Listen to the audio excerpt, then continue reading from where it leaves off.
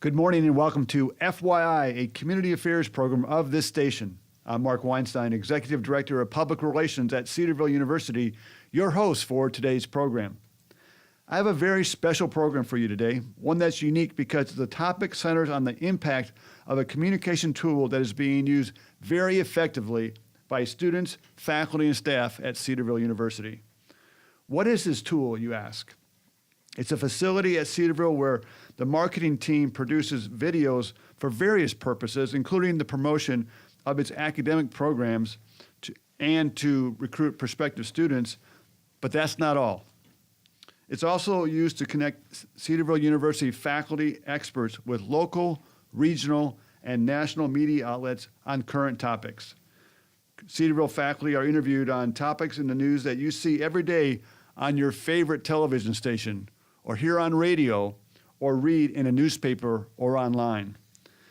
At Cedarville University, they call this communication tool the Cedarville Newsroom, which opened in September 2017. Its purpose is to share Cedarville stories and faculty expertise through videos and media interviews for God's glory.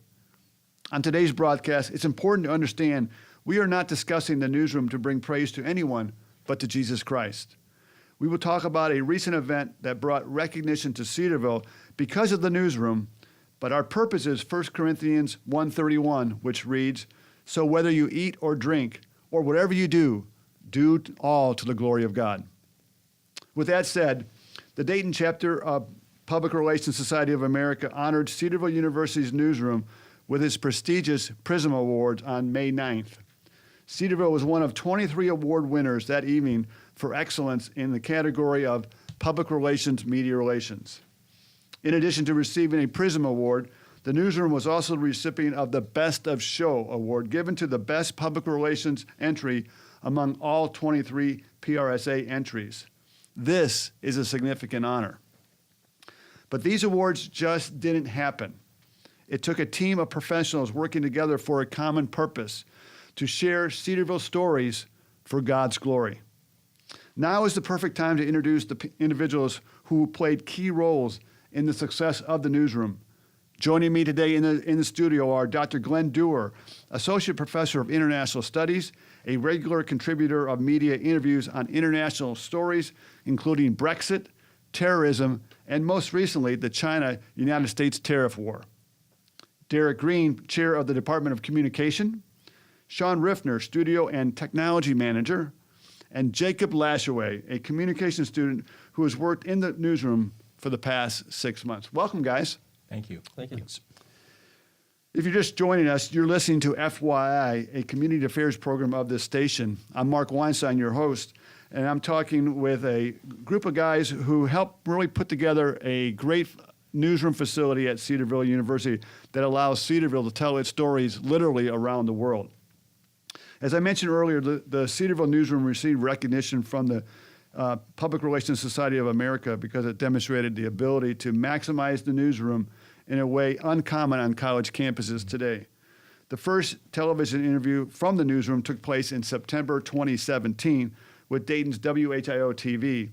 And since that historic day, Cedarville's faculty and staff have participated in 366 live or recorded TV interviews ranging from politics, healthcare, business, and economics. And put that in perspective, when we opened the newsroom, when you guys were all planning the newsroom with us, our goal was to have 50 in the first year, so we exceeded that, so congratulations.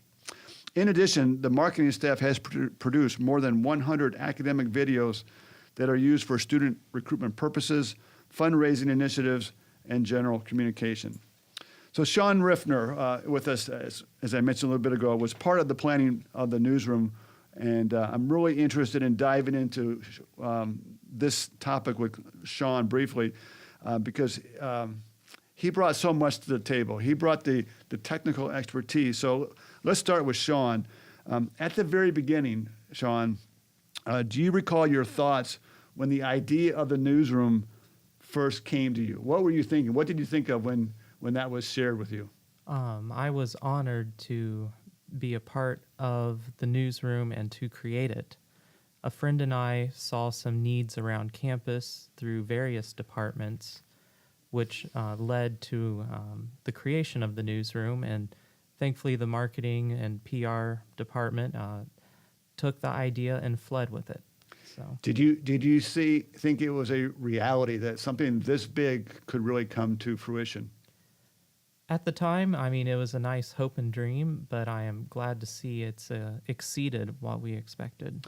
So with any project of this scope, there's always going to be hiccups and obstacles to have to overcome. What were some of the early obstacles that you had to deal with? Because you're the one who, once you got the blueprint of the idea, you put together the equipment for the newsroom and what we needed. But what were some obstacles in planning and then the first year of implementation? Right.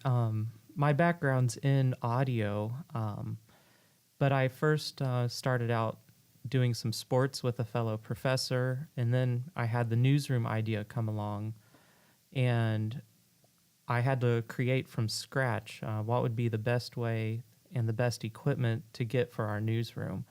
One of the biggest challenges was figuring out what media encoders were needed to get to the different news station. We have two encoders. What's an encoder? An Briefly. encoder is it sends out our video feed over the internet to a news station, and we have two boxes designed to do that. They are capable to go national. Somebody just types up our per se phone number, and they can find us to get our live video stream. So for those listening, no longer do we need a satellite truck or anything, really a lot of wires. It's really a pretty small box that Yep. really transmits everything. Yep, a small box that transmits a high quality video over an internet stream. So Well- I remember Sean doing a lot of legwork on this because we went to WDTN for an interview. Right. I recall that's Channel 2 in Dayton and Springfield. And Sean came with us and was engaging with their newsroom and trying to figure out, okay, how exactly is this going to work from Cedarville to Moraine and to have it work? And so it's really been amazing to see that process, those discussions, Right. then come to fruition on campus. And I also remember, not just with WDTN, but I remember WRGT, ABC 22, Fox 45, really played a key role in helping us with the facility here in terms of sound and lighting and all that stuff. So Right. there were a lot of players that really came alongside you, weren't there? right, yeah, there were Fox 45 was able to show me their fly packs, like a backpack they take on Yeah. remotes. Channel 2, they showed me one of their vans. Their new vans are all state of the art with these encoders Yeah. that transmit over a cellular signal. So Cool. If you're just joining us, you're listening to FYI, a community affairs program of this station. I'm Mark Weinstein, your host. And today I'm talking with guests from Cedarville University who were instrumental in building and implementing its campus newsroom that is used to share Cedarville stories literally around the world. One of the main reasons Cedarville's administration approved the development of the newsroom was to give students firsthand experiences in television and a newsroom like this facility. I'm going to turn to Jacob Lashaway, who is a student, communication student, and actually he worked the past 6 months in this newsroom. Tell our listeners what roles you served and how this has benefited you from an academic perspective. Right, yeah. So the roles I serve is I help with the setup, whether that's setting up the green screen for news shoot or positioning lights where they need to go. I also help operate cameras, operate our TriCaster switcher. And it's been really beneficial to me because it's been kind of a stepping stone for potential jobs in the future. I've learned a lot about live production in particular here, which has been extremely beneficial to me, and I feel like it'll be very applicable after I graduate. At what year are you? Where are you from? So I just finished my junior year. I'll be a senior in the fall, and I'm from Central Illinois. Okay. Yeah.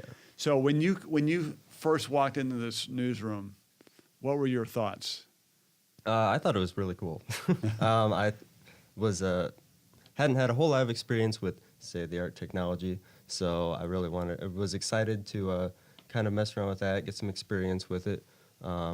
and just see how production works. I've worked a little bit in live production prior to coming to Cedarville with various internships and jobs when I was at my community college.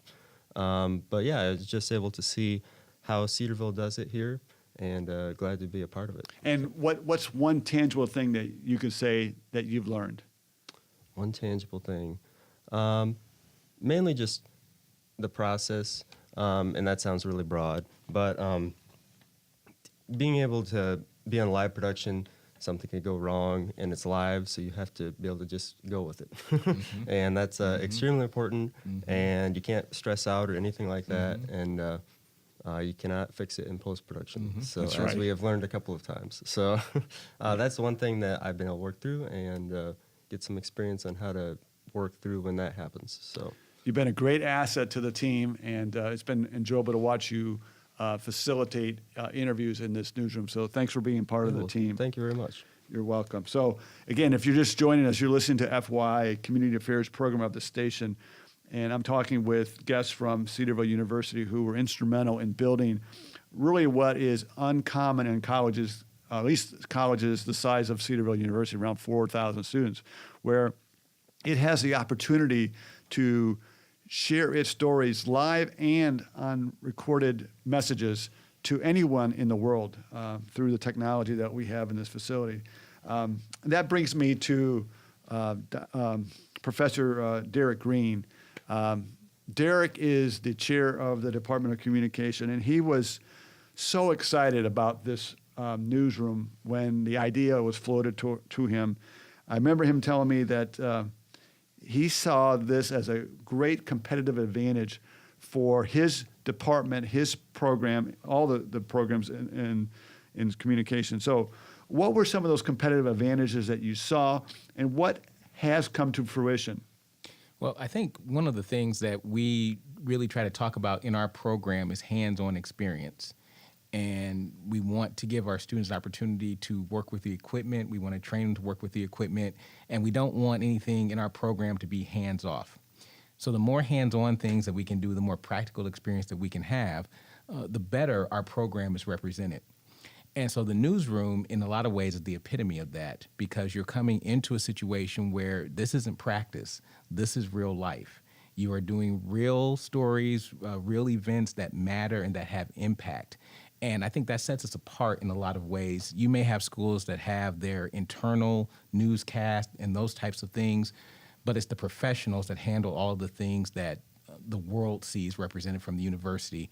Here, the newsroom represents the opportunity that our students, as you mentioned with Jacob, are having impact on stories that represent Cedarville University well. And I think that gives us an amazing competitive advantage when I can talk to prospective students and parents and say, here are some hands-on opportunities that students are going to have that if you go to this other school, you may not have that opportunity. Not that you won't have a chance to do some of that work, but to do stories in a way that matters. And the things that happen in the newsroom matters to the entire university. And I think that's been a huge, huge advantage for our program. Yeah, it's been great being out in the community. From time to time, someone will come up to me and say, oh, I saw you on the news, or something of that nature on this story, and I'm able to point them back and say, look, you know, in our newsroom, we have a lot of students working. They're often doing the real life play-by-play type motions that help put it together. And when they're thinking about their own son or daughter trying to go off to college and what they like and what they'd enjoy, it gets the kind of wheels flowing in the mind, and it really gives us an opportunity to have a broader conversation about the university and how all of those parts fit together. I think that's so. I think it's so important of the student interaction and blend it into this facility, because if it was just no disrespect here, but if it was just Sean or Logan Hayes managing the newsroom, that's just a job. And you know that can happen anywhere, but to see the students be successful, sometimes fail, and then how they respond, you can't beat that learning opportunity. Well, and to follow up what Jacob said, you know, sometimes you fail, which I thought was a great statement. Well, this isn't practice, so you're learning real life lessons here about the failure, the impact of that failure, and then being forced to go on and pick up and figure out, okay, how are we going to make this right? Because what we're doing in the newsroom matters, and this is not practice. This is impacting the university. I think that students are learning hands-on life lessons, not just about the technology, but as Jacob mentioned, the process and everything involved in it. And in a lot of ways, that's something we can't teach in the classroom. You have to have the hands-on experience where it really counts in order to be able to do that. Yeah, I want to go back to that September day, 2017. Sean was in the room. It's when we went live. We did a recorded interview with WHIO. It was with Jim Oddie from Channel 7. And, I forget all the details. But, Sean, think about that day. And now think about where we are today. So the first year we did 182 interviews in this facility. I don't know how many live or recorded, but 182. Year to date so far, we're at 184, so we've surpassed that. But how have you seen this facility improve and grow? Whether that's the students are better or the students are growing, what do you see as someone who's watching this from somewhat the outside? Right. Yeah, I've seen this improve through, we have more people on staff to help the newsroom, and we've also learned from our flaws. We've had a few. For example, a piece of equipment goes down because it's a computer, and how do you bypass that machine to still get a signal out? Those are all things that we've learned from this newsroom, and I think it's great for the students to be hands-on, learning real-life skills. Yeah. Okay, so if you're, again, just listening or just joining us, you're listening to FY, a community affairs program of this station. I'm Mark Weinstein, your host, and today I'm talking with guests from Cedarville University who were instrumental in building and implementing its first campus newsroom that is used to share Cedarville stories literally around the world. I'm going to go back to Professor Green. So it's a competitive advantage. So you have several students working in the newsroom in various capacities. How do you leverage it with prospective students? Well, one of the main things that I try to do, especially on our events like CU Friday, is to bring them into this facility and say, you see these stations here. When we're doing a show, these are manned by our students. So this board here, this camera here, this thing here, this setup here, this is being manned by our students here. And to see parents and students say, wow, my son or daughter might have an opportunity to do this. Wow. And that there's going to be an opportunity there. You don't have to be this great senior superstar student in order to be able to have an opportunity in the newsroom. So when you say we have several students working in the newsroom, students go on, they graduate, they get other responsibilities, so we need students to replace them. Correct. So there is going to be an opportunity for students to have a chance, if they want this hands-on experience, for them to have a chance to participate in it. And that's a big deal. I think that's one of the main things that we try to do with our program. We don't want to communicate that you have to be an upperclassman. You have to be a senior before you get to do the important stuff. That's not part of our program. Our program is once you have the skills and the abilities, we want to make sure you have the opportunity to practice them. And so that's how we really leverage it, is I say you don't have to wait till you're a senior. You might be a sophomore and get an opportunity to participate in the newsroom. And that tends to be a competitive advantage for us because people are thinking, well, I'm not going to have to sit for 2 years before I get a chance to do some of these things. Yeah, there's plenty of opportunities for the skilled student who wants to advance his or her skill set in a very real life experience. Now, I was just thinking, now this is a radio program, so we're talking about a newsroom. Dr. Dewar, how would you describe to our listeners? They're driving in the car. They're in downtown Cincinnati, or maybe they're driving around Columbus. Who knows where they are? But they're listening to the station this morning. How would you describe this newsroom so they could understand really what's in this room? In some ways, it's like a mini version of what you'll find when you go to the major television stations across Dayton or Cincinnati or Columbus. I've been in a number. I've been blessed to do a lot of live interviews. And in a sense, this is a mini version. We have all of the tools necessary to complete successful interviews. It's just in a more compact location. and then we're able to disseminate it throughout the world, really, which has been very neat. Yeah. So And I'm sorry, Go ahead. if I could just piggyback off what Dr. Durer is saying, when you ask about the competitive advantage, the way he described it is a perfect way. So basically, when prospective parents and students are here, they come, they see a mini TV studio, mini interview room here, and say, I'm going to have a chance to work in here? Yes. And that's a major advantage for us. it is. So as you're driving, the five of us are sitting around a very nice news quality desk with microphones. We have baffles on the wall to protect and to make sure the sound is good. We have newsroom quality lights and newsroom quality cameras.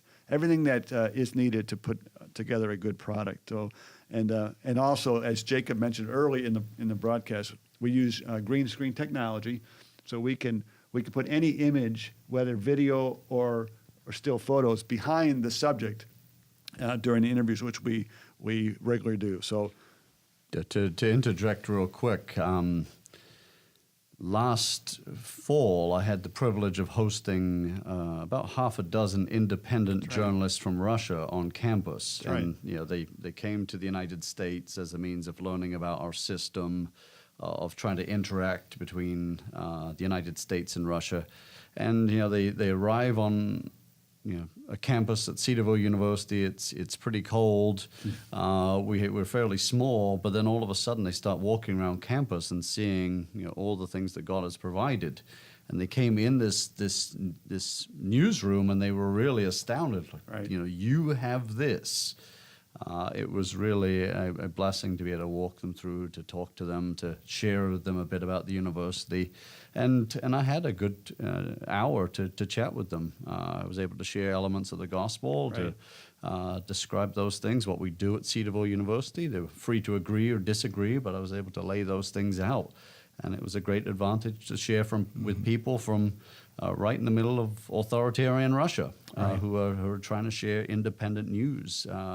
And God bless them for trying to do Right. that in difficult circumstances. there's no question this newsroom has afforded Cedarville faculty, staff, and students the opportunity to share our stories, whether it's a story about terrorism or a story about economics or the gospel. It's given us great platforms.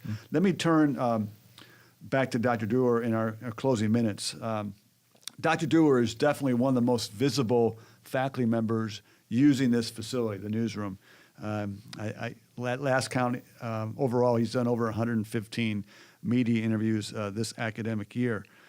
It's obvious to me, Dr. Durer, that you have been engaged in the newsroom since its inception. I'm interested in knowing what's the difference between doing a live TV interview here at Cedarville University's newsroom compared to one at a TV station in Cincinnati or Columbus or Dayton. Yeah, in many regards, it's very similar. I would again describe this as a mini studio. You don't necessarily get the hands-on sitting next to someone, seeing their facial expressions, the tone and intonation of a question, but it is very convenient. I often have 9 a.m. classes, and I'm on the news at 7:30, and so the fact that I'm able to do it on campus facilitates my job of teaching students, but then I'm able to discuss politics with the wider public. And so there's a lot that's very, very similar. And then it's amazing to think about the technological uses of this, to the convenience factor. It's really amazing. How difficult is it?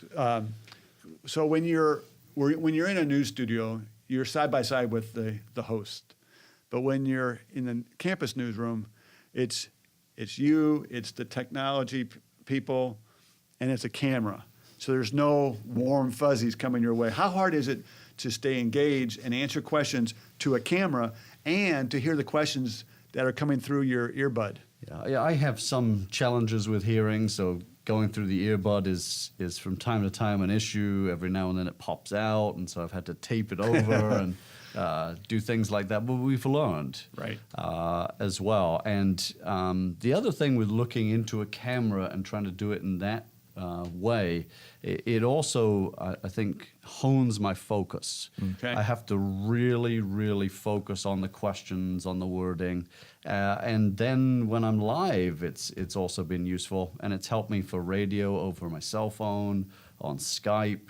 I think I've become sharper because of this experience.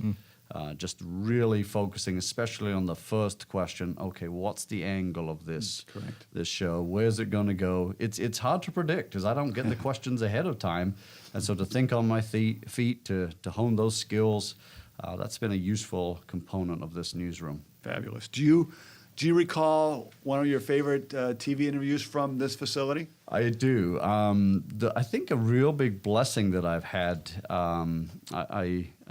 being in international studies, I've been contacted by people in all kinds of interesting corners of the world. And there were 2 interviews I had in Iran for newspapers in Iran. And it led to an opportunity to record a documentary. Yep. And that documentary was on the North American Free Trade Agreement, NAFTA. It's been redesigned now to the USMCA, US-Mexico-Canada agreement that's yet to be ratified, so still NAFTA is the correct parlance.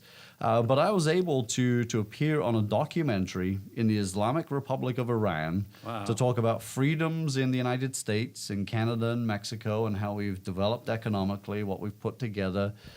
Some of the challenges of a democratic political system, to explain its messiness, but then how it facilitates freedom within people. And they were asking for me to do this and to have that opportunity, and I've developed that friendship, and so we'll see where it goes. But we've been able to use the Cedarville Newsroom to speak into Iran. And they've asked us to do it and thanked us for it. That's amazing. And on that line of international scope, you've also used the newsroom to teach, just last week or 2 weeks ago, students in Germany. Tell me more about how that came about and how you used the newsroom to facilitate that teaching opportunity. Yeah, it was an email out of the blue. I published a couple books on the topic of secessionism related to the European Union. Was one. The second was on the subject of terrorism, and I had an academic from Germany contact me and said, can you record a 15 to 20 minute video, and then can we do a Q&A session with the students live for about 45 minutes? And I thought, what a wonderful opportunity. And so I was in the newsroom on my laptop, talking to about 100 university students in Germany, spread across 6 universities. So I had all these little boxes on my screen. Yeah. They were asking great questions, and I was able to have Cedarville University represented there, speaking across Germany and helping their students learn about a very pivotal international issue. Wow, fascinating. Fascinating. Now, we have about a minute left, so I'm going to do a rapid question here. Maybe 1 or 2 questions to go.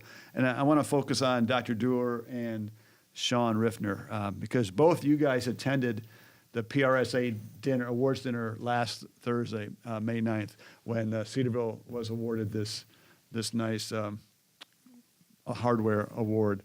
What was your reaction? Because you didn't know it was coming. You didn't know Cedarville won Best of Show. So when they announced Cedarville won Best of Show because of this newsroom, what were your thoughts? I was surprised when we were receiving the award, because we were sitting among some big local companies and people involved in community parks and stuff. So it is very impressive to receive that award, and very proud of it. Great. Glenn? Yeah, the presenter was building it up, and I was kind of, this would be really interesting, and then noted that the score was 98%, so 98 out of 100 for the proposal. And so when we were called, I was ecstatic. I thought that's really a great achievement, and to then focus back to giving the glory to God. There's Absolutely. a lot that's gone well, but it's been His hand of blessing there. Yeah, I'm very thankful to get to know more about this today with you guys. I'm thankful for the newsroom of what it does, and for the role that each of you played in the success of this facility. And I have to admit, or acknowledge, one person you haven't heard today who's played a key role in the past year is Logan Hayes. So he's in the newsroom. He's running the control board and making us sound good. And so Logan Hayes deserves a shout out too for the role he's played. So that's today's program, which came to you from the newsroom at Cedarville University. I want to thank my guests for spending the last 30 minutes talking about this great accomplishment and great service that is being afforded our students and our faculty and staff. Thank you for your work. I also want to thank you, the listener, for spending the past several minutes with me. Please join me next month when I have guests who will discuss today's current events from a biblical perspective. And as you know, Cedarville University teaches all of its academic programs from a biblical worldview, whether it's in pharmacy, cybersecurity, engineering, biblical studies, nursing, and since Dr. Derek Green's here, I'll say communication. It's all here at Cedarville University. Cedarville is located in southwest Ohio between Columbus and Dayton and has a student enrollment of 4,200 undergraduate, graduate, and online students. I encourage you to check out Cedarville by visiting cedarville.edu. That's cedarville.edu. Thanks for listening. Have a blessed day.